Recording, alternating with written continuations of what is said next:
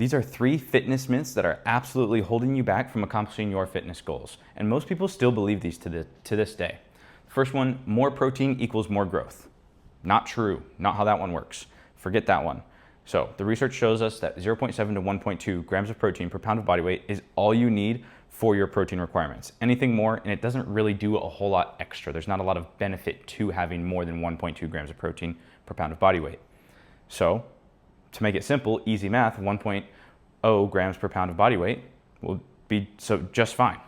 Now, if you're a very large individual and your goal is fat loss, roughly 30% of your daily calories or 1 gram of protein per pound of goal body weight. Because if you're a 400 plus pound person, you don't need to be getting 400 grams of protein.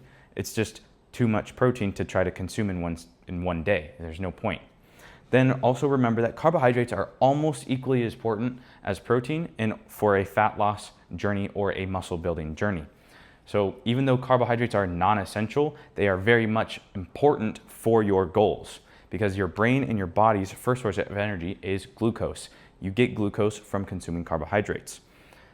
There's our muscle retention benefit when you consume carbohydrates in a fat loss journey. So you should be having anywhere between 30 to 40% of your daily calories from carbohydrates.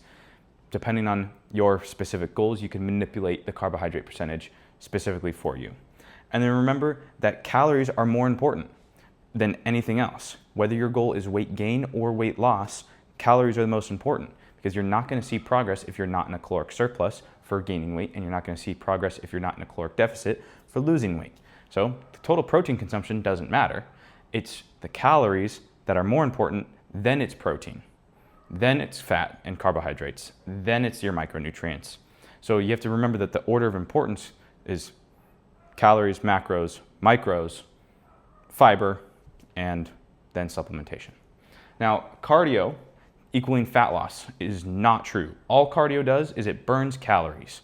Then when you get into a caloric deficit, your body over the period of time will burn the fat as a source of energy rather than using the carbohydrates that are stored as energy. Know the difference between high intensity interval training and low intensity steady state cardio. Depending on your specific goals, doing either one of those will help you get there faster. So if your goal is a performance-based goal, then high intensity interval training is a great way to increase your output, increase your capacity, and get a quick workout in that's very intense. Low intensity steady state is going to be able to slowly ramp up your capacity over a longer period of time. It's going to be moderately more enjoyable because it's not as hard on your body. You're going to be able to do it more often. You could, in theory, do low intensity steady state cardio every single day, and it's not going to have a negative side effect at all. But you also need to know how you burn your calories. But since cardio doesn't burn fat, using this chart will help you figure out how you burn your calories the most throughout the day. 60 to 70% of your daily calorie expenditure comes from your BMR, your basal metabolic rate. That is simply existing. If you were to be in a coma, you would still burn roughly 60-70% of your calories of total daily expenditure from your BMR. That's your body just being alive. Then you have your NEAT, your non-exercise activity thermogenesis. That's you walking around the house. That's you talking with your hands. It's you going up and down the stairs. It's you doing daily activities that it's not planned exercise. So chores, walking from the grocery store to the car, walking from the car to the baseball stadium, whatever it may be. Then you have your thermogenic effect of food. That is your body digesting food.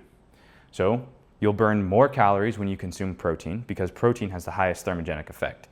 Carbohydrates have a slightly less thermogenic effect than protein, and fats also have a slightly less thermogenic effect than protein. But you still burn calories trying to digest those, just you burn the most amount of calories trying to digest protein. And as you can see, it's even more than your planned exercise. You burn more calories trying to digest your food than you would in your planned exercise throughout the day. The last one is roughly 5% of your daily expenditure is your exercise activity thermogenesis. That's you going to the gym. That's you doing your cardio. That's you having planned exercise for your cardio or for whatever you end up doing for your exercise. It's a very small portion of how you actually burn your calories. So if you think that you're going to be able to outwork a diet by doing cardio, you are simply mistaken. You need to fix the other things first, then you can add in more cardio.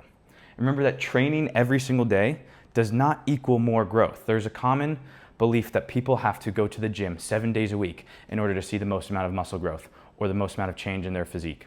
Not true. Simply not true at all, because your body needs rest. You need to take time off from the gym in order to recover. If you don't take time off of the gym, you are going to have diminishing returns for your strength. You're going to have diminishing returns on the muscle recovery. There's going to be diminishing returns on the actual size of the muscle, not just the recovery, but the physical amount that you can produce. You need to be resting. I recommend 2, maybe even 3 days a week of resting, having a complete day off. So you could still do some cardio, and high intensity interval training, if you are strength training, can count on a rest day. It can be an active rest day as long as it's low impact. You don't have to be doing anything crazy, but you can count that as a rest day. But you also need to focus on sleep. Some people would sacrifice their sleep in order so they can get a training session in, or they'd sacrifice sleep so they can work more hours. That's not going to be beneficial for you at all. You need to be getting sleep because that's where recovery happens. That's where all of your recovery from the gym happens, is in your sleep. So if you're not getting an adequate amount of high quality sleep, you're not going to be able to recover properly from your training.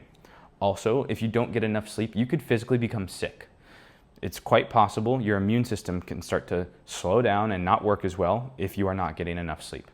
Then your cognitive function, your mood throughout the day, your energy levels throughout the day, you won't be able to perform to your best in any aspect of life if you are sleep deprived.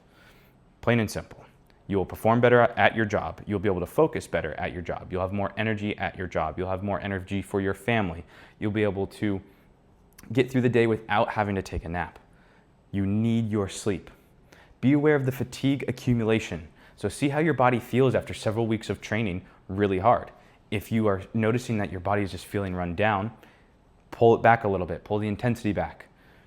Maybe even take a deload, take an extra rest day. It's not the end of the world. Your body needs the rest so that way you can push harder, so that way you can function to your best ability. And then days off from the gym are just important. So remember to take those rest days. Remember to take those rest days. Your body needs it. You're not going to make progress without those rest days. They are so vitally important, and you don't need to train every single day of the week.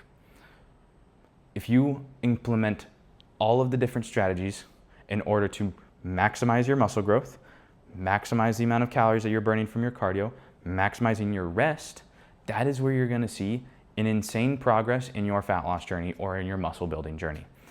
You will notice a huge difference when you start sleeping more, when you start fueling your body properly, and you start managing your cardio. It makes a wild difference, but it is quite possible. And it's crazy to me that people are still confusing some of these with things that they think they need to be doing versus what they actually need to be doing. So if you found all this helpful, go to link in my bio or go to Bcfitness.biz/contact and send me an email, and I'd love to work with you.